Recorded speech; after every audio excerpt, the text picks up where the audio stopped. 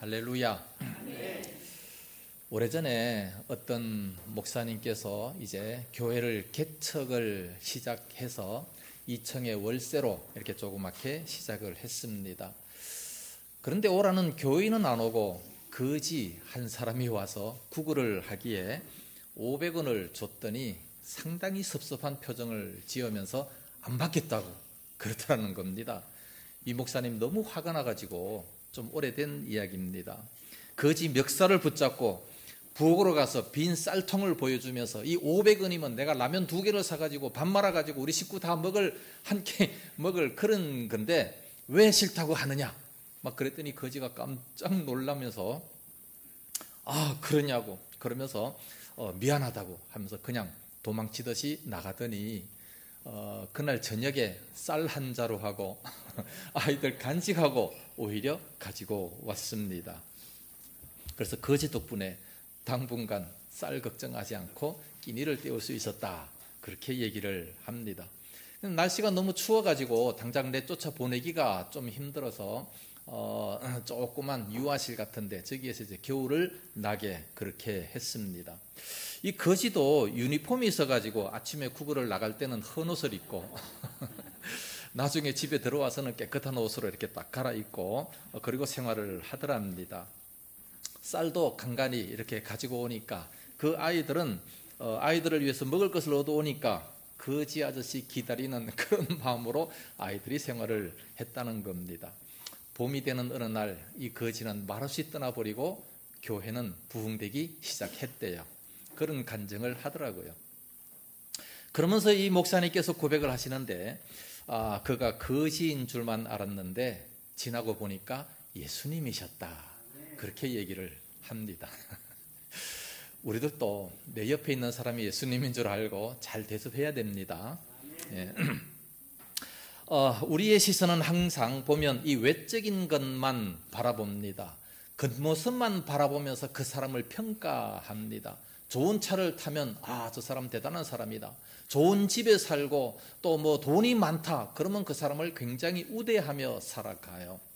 돈이 많으면 마치 인격도 좋은 것으로 생각하고 삽니다. 그 반대입니다. 우리는 사람을 잘 볼 수 있어야 됩니다. 과거에 어떤 교회에 장로 임직식이 있었어요. 그 목사님도 좋은 차를 탑니다. 근데 이제 임직식이 있으니까 노회장도 들어오고 뭐 이제 큰 목사님들이 많이 옵니다. 그 당시에 뭐 이제 에쿠스가 막 들어오고 교회 주차장으로 체험인이 막 들어오고 하니까 그것을 바라보면서 그 담임 목사님이 기분이 굉장히 흐뭇했다 이런 얘기를 합니다. 저는 그때 스타렉스를 타고 봉고차를 탔는데 그런데 가기 참 힘들지 않겠습니까 제가. 예. 그래서 이 외적인 것을 상당히 중요하게 생각하고 또 어떤 목사님들은 이 옷도 메이크가 아니면 아예 입을 생각을 안 하는 그런 사람들을 많이 보게 됩니다. 저는 메이크가 뭔지 몰라요. 왜냐하면 사주는 대로 있기 때문에. 뭐 아무거나 몸에 맞고 편하면 되는 거 아니겠습니까? 오늘 본문에 보면 이 거지 이야기가 나옵니다. 성전 미문에 앉아있던 거지 안전뱅이이기 때문에 뭐 일을 해서 먹고 살 수가 없어요. 일평생 지금 40년이나 됐는데 그럼에도 불구하고 앞으로도 더 나아질 기미가 전혀 보이지 않습니다. 그런데 이 거지가 예수 이름으로 깨끗이 고침을 받아요. 물론 예루살렘 교회에 많은 기적이 일어났지만 사도행전 2장 43절 보니까 사도들로 말미암아 기사와 표적이 많이 나타났다라고 고백을 하고 있습니다. 그런데 오늘 본문에 이 성경에 이 기적이 나타난 것은 이 안전뱅이가 일어났다라는 것보다 더 중요한 것이 있습니다. 기적과 이적은 오늘날 또 얼마든지 일어날 수 있습니다. 필요하다면 일어나요. 요즘에 우리가 너무 풍족하기 때문에 덜 일어나게 되는 거지요. 지금도 아프리카나 이런 데 선교지에 가면 많은 기적들이 일어나게 됩니다. 이 안전뱅이가 일어난 이것이 성경에 기록된 이유는 바로 이 구속사적인 놀라운 의미가 있기 때문에 그렇습니다. 이때부터 예수 그리스도의 이름이 공개적으로 이제 드러나게 됐습니다. 이전에는 예수 그리스도의 이름으로 이런 것이 없었어요. 예수님 자신이 그냥 이렇게 역사를 나타낸 거죠. 그러나 이제부터 제자들이 예수 그리스도의 이름을 나타내게 되는 겁니다. 그 이름으로 말미암아 안전뱅이가 일어났고, 그래서 이제 예수 그리스도의 이름이 온 세계에 전파되기를 시작하게 되는 겁니다.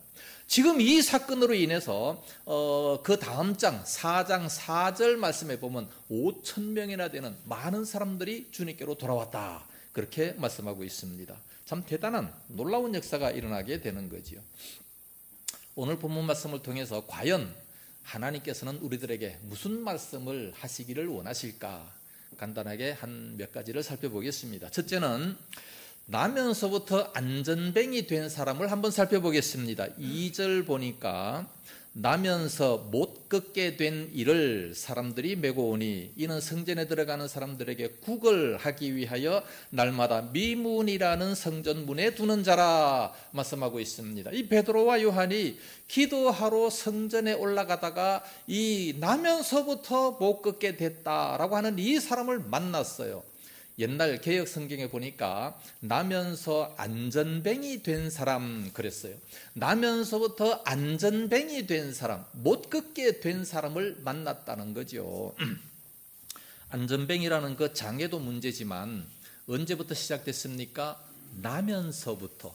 태어날 때부터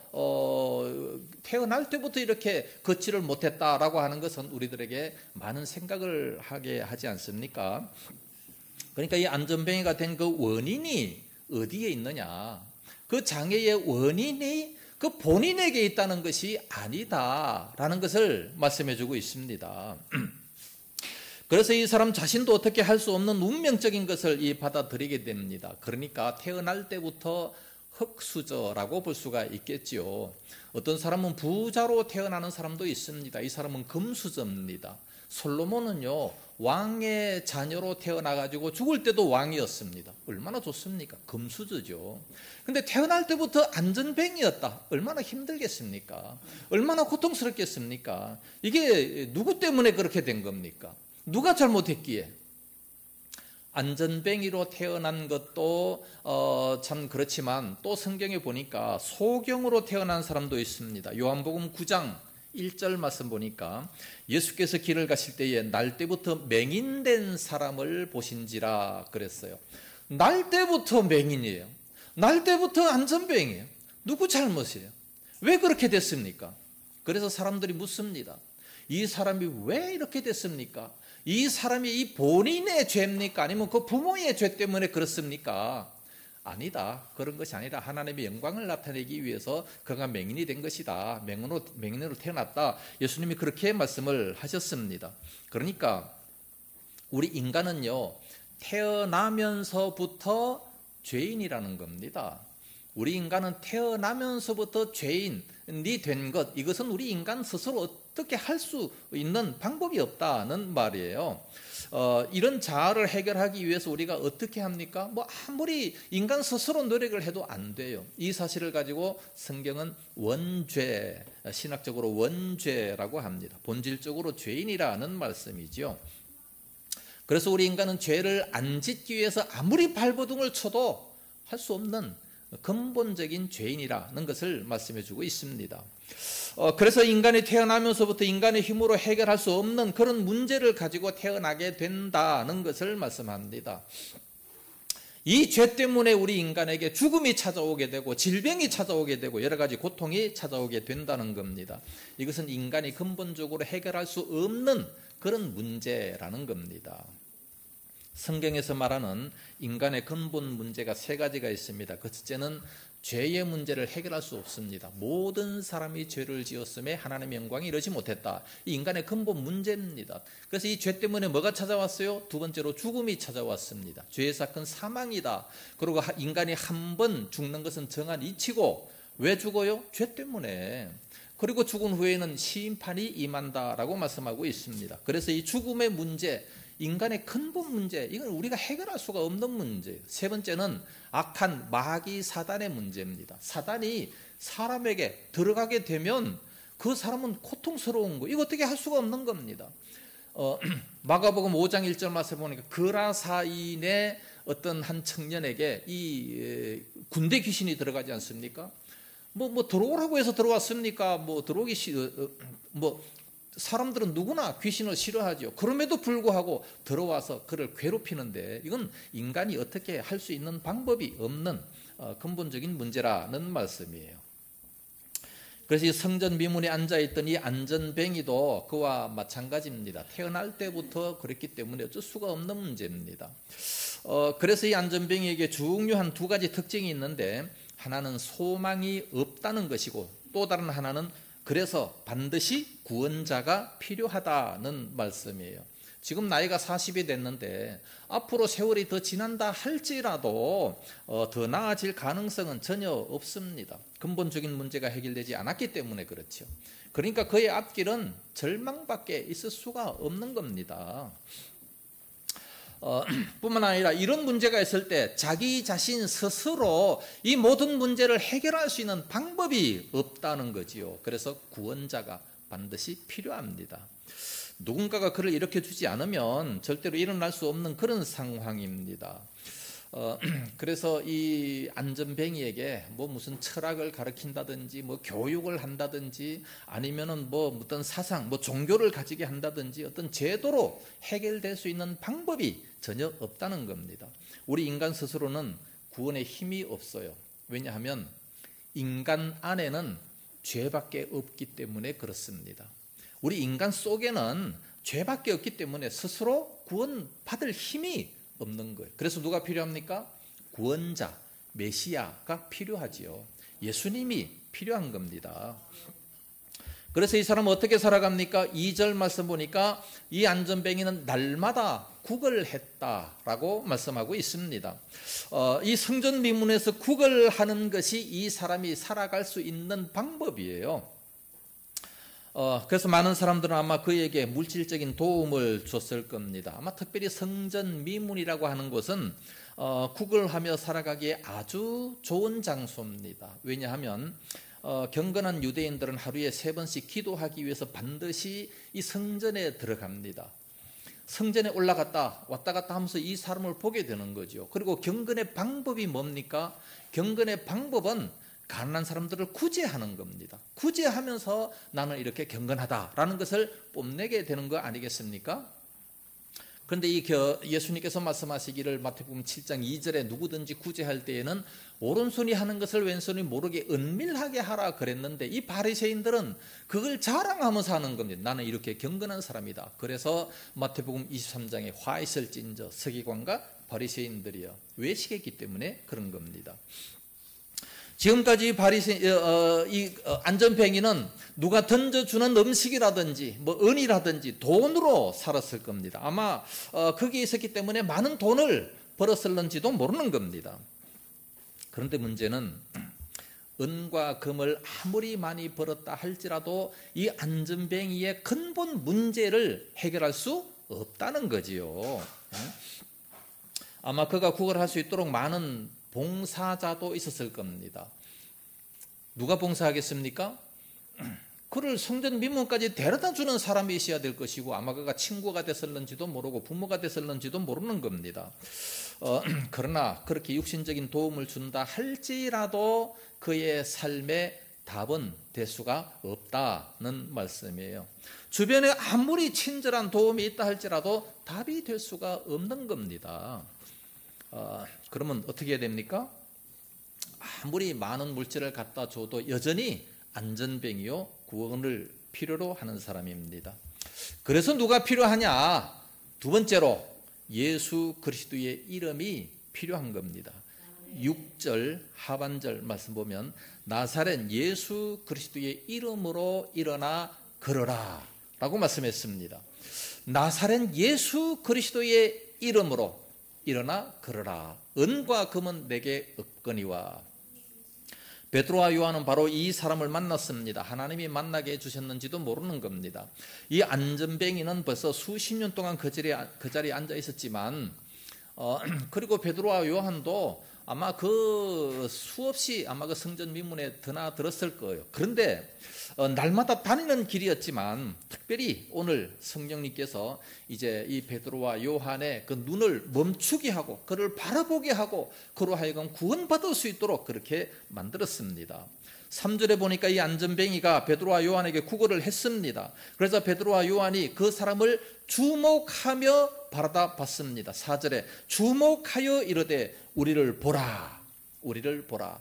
주목하여 우리를 보라. 자세하게 그 사람을 관찰하면서 응시했다는 겁니다. 세심하게 바라보면서 당신은 그러니까 은과 금이 필요한 것이 아니라 그 영혼의 중요한 것을 필요로 한다는 것을 알았다는 말씀 아니겠습니까? 안전뱅이는 지금 단순히 한 푼의 은과 금을 구하고 있습니다. 단 한 푼의 돈을 구하고 있습니다. 오로지 돈이에요, 돈.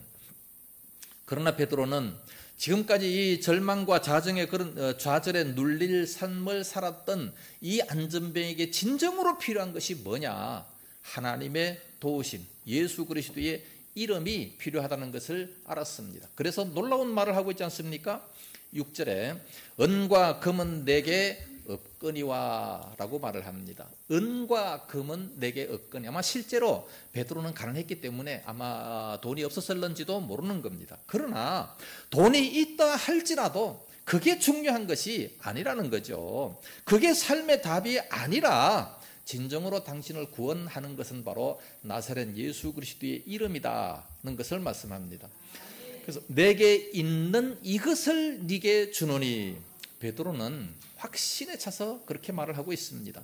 은과 금이 아니고 물질을 아무리 갖다 줘도 이것은 해결할 수 있는 근본 원인이 아니고 정말 베드로 자신을 변화시킨 그 예수 그리스도의 이름, 그가 당신도 변화시킬 수 있다는 것을 지금 말씀하고 있습니다. 예수님께서, 예수 그리스도의 이름이 나만이 아니라 당신의 그 본래 문제, 그 모든 것을 다 해결할 수 있는 능력이 있다는 겁니다. 그래서 베드로가 말을 합니다. 내게 있는 이것을 내게 주노니 나사렛 예수 그리스도의 이름으로 일어나 걸어라. 이것이 오늘날 우리 그리스도인들이 해야 될 일이고 우리 교회가 해야 될 일입니다. 오늘날 온 세상은 돈 이야기로 가득 차 있습니다. 돈으로 사람들을 다 평가합니다. 마치 돈 이야기를 빼면 세상에 할 이야기가 하나도 없는 것처럼 그렇게 생각을 합니다. 원래 교회는 돈을 이야기하는 것이 아니라 예수 그리스도의 이름을 이야기해야 됩니다. 그럼에도 불구하고 요즘에는 교회에서조차도 돈 이야기를 하고 헌금만 많이 하면 그 사람의 믿음이 좋은 것으로 착각을 하고 있습니다. 어떤 사람이 얘기합니다. 요즘에 교회 와서 기도하는 사람들 중에 90%가 돈 때문에 기도한다. 맞습니까? 그런 것 같아요. 생활이 어려워가지고 사업이 안 돼가지고 전부 다 보면 이 돈 때문에. 왜 좋은 학교 들어가려고 합니까? 돈 때문에, 돈 많이 벌려고. 뭐든지 돈과 다 연관이 되어 있습니다. 우리 그리스도인들은 그게 아닙니다. 예수 그리스도의 이름과 연관이 돼야 됩니다. 하나님과 연관이 돼야죠. 이것이 우리 인간의 궁극적인 목적이에요. 돈이 행복을 줍니까? 물론 조금 줄 수는 있어요. 그러나 진정한 만족, 진정한 행복은 있을 수가 없다는 말씀입니다. 오늘날 우리 시대의 교회의 위기가 어디에 있습니까? 오로지 교회도 돈으로만 문제를 해결하려고 하는 그런 문제입니다. 교회의 본질은 은과 금을 주는 것이 아니라 나사렛 예수의 이름을 주는 것입니다. 세상은 돈을 요구합니다. 마치 이 안전뱅이가 무엇을 얻을까 해서 이 베드로를 바라본 것처럼 오로지 은과 금에만 관심이 있고 은과 금만 있으면 다 된다. 그렇게 생각을 합니다. 그러나 교회는 예수 그리스도의 이름을 말해야 되는데 왜 예수 그리스도의 이름을 말해야 됩니까? 예수님이 바로 그리스도이시기 때문에 그렇습니다. 예수님이 바로 메시아이기 때문에 그렇습니다. 우리들의 구원자가 되기 때문에 그러므로 예수의 이름을 말해야 되는 거 아니겠습니까? 돈이 우리를 구원합니까? 건강이 우리를 구원합니까? 아니잖아요. 베드로는 그 유일한 예수 그리스도의 이름만이 우리를 구원할 수 있다고 4장 12절에 그 다음 장에서도 말씀하고 있습니다. 예수 그리스도 외에 다른 이름을 우리들에게 구원자로 이렇게 준 일이 없다라고 말씀하고 있습니다. 오직 그가 예수님이 길이요 진리요 생명 된다는 것을 말씀하고 있습니다. 그렇기 때문에 지금도 이 안전병에게 필요한 것이 과연 뭐냐? 예수의 이름이라는 거지요. 예수님이 바로 구원자고 메시아가 되기 때문에 그렇습니다. 뿐만 아니라 오늘날 우리에게 정말로 필요한 것이 뭡니까? 우리가 정말로 가지고 있는 권세가 뭐가 있습니까? 예수님을 믿으면 하나님의 자녀가 되는 권세를 주셨다고 요한복음 1장 12절에 말씀하고 있습니다. 뿐만 아니라 예수 그리스도의 이름의 권세를 사용할 수 있는 능력이 우리들에게 다 있다는 말씀이에요. 예수님의 제자들을 부르실 때도 그런 권능을 이미 다 주셨고, 우리가 예수 이름을 믿는 그 순간 예수의 이름을 사용하라고 말씀하고 있습니다. 하나님의 자녀되는 권세를 다 가지고 있다는 말씀이에요. 그렇기 때문에 예수의 이름을 사용을 많이 해야 돼요. 예수님 누누이 말씀을 하시는 겁니다. 신약에서도 보면 마가복음 16장 17절에 저희가 내 이름으로 귀신을 쫓아내며 새 방언을 말하며 뱀을 집으며 무슨 독을 마실지라도 해를 받지 아니하며 병든 사람에게 손을 얹은즉 나으리라. 누구 이름으로? 예수 이름으로. 병든 사람에게 손을 얹어보세요. 예수 이름으로 병은 나을지도 한번 말해보세요. 능력이, 기적이 나타날 수 있다는 것을 말씀하고 있지 않습니까? 이 말씀을 우리가 분명히 믿는다면 그렇게 된다고 말씀하고 있어요. 요한복음 14장 13절에 내 이름으로 무엇이든지 내게 구하면 내가 시행하리라. 예수님 말씀하셨습니다. 예수님의 그 이름으로 무엇이든지 구해라. 그러면 그대로 내가 시행하겠다 말씀하셨어요. 때로는 시행 안 될 때도 있어요. 우리가 잘못 구할 때도 있고, 또 우리가 그렇게 구해도 때가 아직 안 됐기 때문에, 나사로와 같이 때가 아직 안 됐기 때문에 일부러 나흘이나 더 기다려서 가셨던 그런 모습들도 있습니다. 그러나 안 되는 것이 아니다는 말이에요. 우리는 예수 그리스도의 이름을 사용할 수 있어야 됩니다.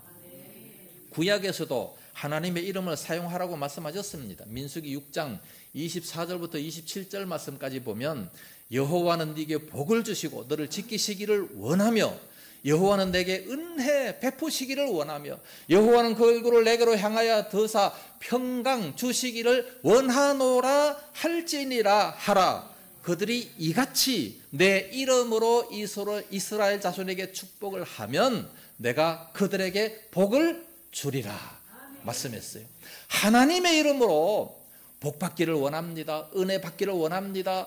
평강이 있기를 원합니다. 축복하라는 거예요. 누가? 우리 믿는 사람들이 하나님의 이름으로 그렇게 해라 그러면 하나님이 그렇게 하겠다. 구약에서도 말씀하시고 신약에서 우리 예수님께서도 그렇게 말씀하셨어요. 그런데 왜 그렇게 안 합니까? 예? 자녀들을 많이 축복하고 이웃들을 많이 축복하고 우리 교우들을 많이 좀 축복하세요. 그러면 하나님이 그렇게 하시겠다고 말씀하셨습니다. 쓸데없는 저주는 하지 마시고. 예수님이 분명히 말씀하셨습니다. 어느 집에 들어가든지 그 집에 평안을 빌라. 만약에 그 빈 평안이 머물 것이 확실하면 그 집에 머물 것이요. 만약에 그렇지 않으면 다시 돌아와 자기에게로 돌아온다 말씀하셨어요. 그러면 내가 그 사람을 위해서 축복을 많이 빌면 그 사람이 받을 자격이 있으면 그것에 머무는 겁니다. 받을 자격이 없으면 다시 돌아와서 나에게 임하게 된다는 거예요. 그러니까 기도하는 사람이 복 받는 거 아니겠습니까? 나에게 특별히 많은 복이 임하기를 원한다면 복 받지 못할 원수 같은 사람, 악하게 살아가는 사람, 이런 사람들을 위해서 좀 많이 기도하세요. 그러면은 그 복이 가서 여긴 그 복이 임할 자리가 아니다. 다시 네게로 돌아가라. 자기를 위해서 기도하는 게 아니겠습니까? 네. 할렐루야. 아멘. 이렇게 많은 하나님이 복 주시기를 원하세요. 왜? 하나님의 자녀이기 때문에. 7절 말씀. 오른손을 잡아 일으키니 발과 발목이 곧 힘을 얻고 뛰어 서서 걸으며 걷기도 하고 뛰기도 하며.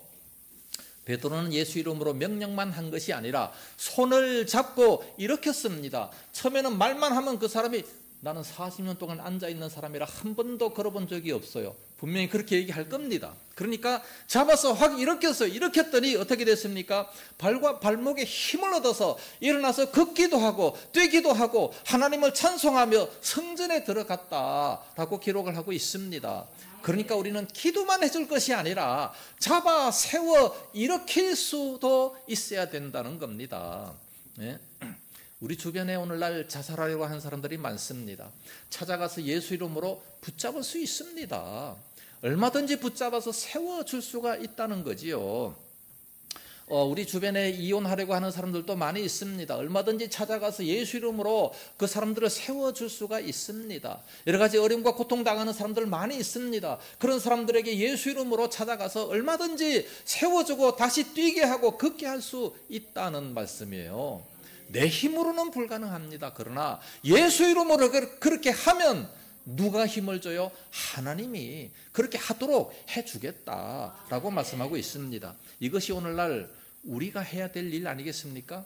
우리 그리스도인들이, 우리 교회가 이 사명을 우리가 감당해야 됩니다.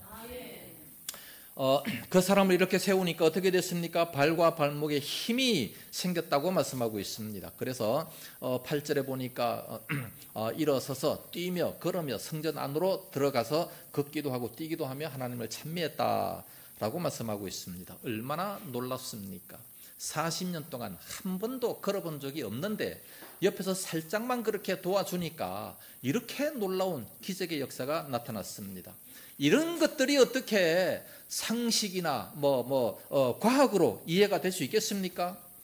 그러나 예수 안에서는 얼마든지 가능할 수 있습니다. 왜냐하면 누가복음 1장 37절 대저 여호와의 모든 말씀은 능치 못하심이 없느니라. 하나님의 말씀은요 능하지 못하심이 없습니다. 이 성경 말씀은 하나님의 말씀이에요. 100% 하나님 말씀입니다. 이 말씀을 우리가 그대로 증거하면 하나님 말씀이기 때문에 능하지 못하심이 없다라고 말씀하고 있습니다.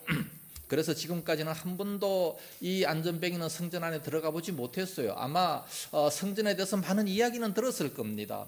아마 하나님에 대해서도 많이 이야기를 들었을 겁니다. 그러나 체험하지는 못했어요. 그러니까 아직 믿지를 못했죠. 그러나 이렇게 체험하고 나서 보니까 이제는 성전 안에도 들어가고 하나님에 대해서 아마 확실하게 알 수 있었을 거 아니겠습니까? 이렇게 걷게 된 순간 모든 염려들은 이제 다 불필요합니다. 이제 누가 나를 데리고 이 성전 문 앞에 데리고 이렇게 앉혀줄까? 그런 걱정할 필요가 하나도 없어요. 왜? 이제는 걷게 됐기 때문에 얼마든지 모든 문제를 해결할 수가 있을 겁니다. 아마 이 안전뱅이가 걷게 되는 이 행복과 감격 누가 빼앗아갈 수 있겠습니까? 이 기쁨이 바로 오늘날 우리 구원받은 성도들의 기쁨입니다.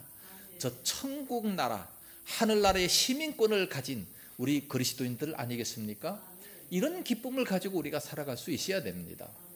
세 번째, 한 가지 더 살펴볼 것은 언제 이런 기적의 역사가 일어나느냐? 1절 말씀 보니까 제9시 기도 시간에 이런 놀라운 역사가 나타났습니다. 기도는 하나님의 기적을 일으킵니다. 이 안전뱅이가 이렇게 하나님의 놀라운 기적을 생생하게 체험할 수 있었던 그 시간이 언제냐? 기도 시간이었습니다.